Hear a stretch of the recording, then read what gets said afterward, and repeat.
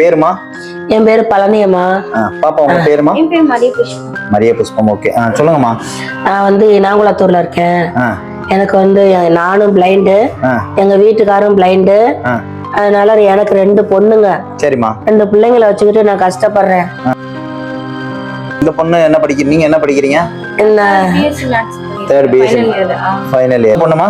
இன்னொரு பொண்ணு படிச்சு முடிச்சிருச்சு, கல்யாணம் ஆயிடுச்சு. சரி. இப்ப இந்த பொண்ணு உங்களை வீட்டுல இருக்காங்க, படிக்க வைக்கிறீங்க? கஷ்டமா இருக்குது. என்னால ஃபீஸ் கட்ட முடியல. எனக்கு வந்து சுகர், பிரஷர், என்னால வெளியிலயும் போக முடியல. எங்க வீட்டுக்காரர் 2015 ஹார்ட் அட்டாக் வந்து இறந்துட்டாரு. கவர்மெண்ட் காலேஜ், அதுக்கு கூட என்னால ஃபீஸ் கட்ட முடியல. சரிம்மா. இந்த மாசம் டைப்பிங் படிக்குது. தமிழ் போட்டிருக்குது, லோயர் தமிழ்.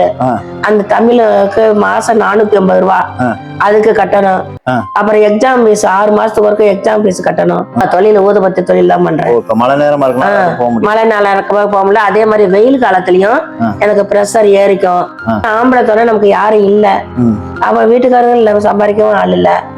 அதனாலதான் உங்கள்ட்ட வந்து நான் கேட்க வந்திருக்கேன். சரி, கஷ்டப்பட வேணாம். இங்க பாருங்க, ஒன்னும் பிரச்சனை இல்ல. இத்தனை வருஷம் 2 வருஷம் அந்த பொண்ணு இவ்வளவு கஷ்டப்பட்டு வெயிலையும் மழையிலையும் பிரஷர் சுகரோட தெரியாம ஊதுபத்தி வித்து வீட்டுக்கார துணை இல்லாம வீட்டுக்கார இறந்து போய் இவ்வளவு படிக்க வச்சிருக்குது. கஷ்டப்பட்டு படிக்க வச்சேன்.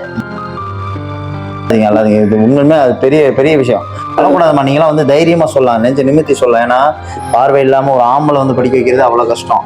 ஒரு லேடியா இருந்து இவ்வளவு தூரம் வாழ்க்கையில இவ்வளவு கஷ்டப்பட்டு பார்வை இல்லாம ஊதுபத்தி ராப்பகலா விட்டு அந்த பொண்ணை இவ்வளவு தூரம் ஆளாக்கி கொண்டு வந்து நிப்பாட்டி இருக்கீங்க பாருங்க.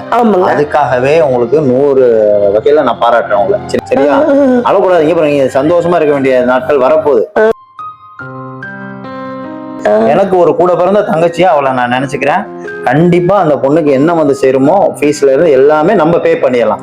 நீங்க தைரியமா இனிமே இந்த கவலைகளை மனசுல இருந்து அகற்றிடுங்க. சொன்ன வார்த்தையை 100% காப்பாத்தி தர வேண்டிய என்னோட பொறுப்பு. சரி.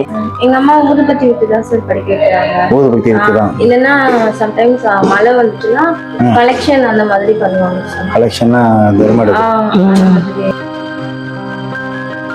நல்லா படிங்க, உட்காந்து படிப்பு மட்டும்தான் உங்களை முன்னுக்கு கொண்டு வரும். வேற எதுவுமே முன்னுக்கு கொண்டு வராது.